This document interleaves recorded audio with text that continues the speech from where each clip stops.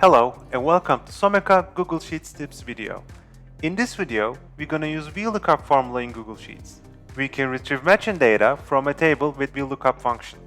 So I have my data for demonstration purposes. So let's find the status of a specific task using VLOOKUP. Let's say we want the status of task 2. Now I'm going to use the VLOOKUP function. Let's choose our search keyword, which is task 2.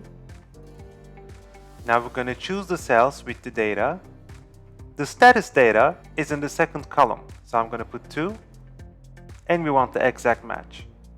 Now it gave the status of task 2. Let's use the same function again for priority. Since we are looking for the priority of task 2, I'm going to choose this cell and choose our range. And the priority is the third column, so I'm going to write 3. And the VLOOKUP formula found the priority level of task 2.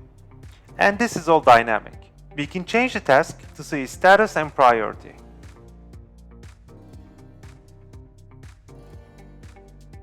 Subscribe our channel for more videos like this.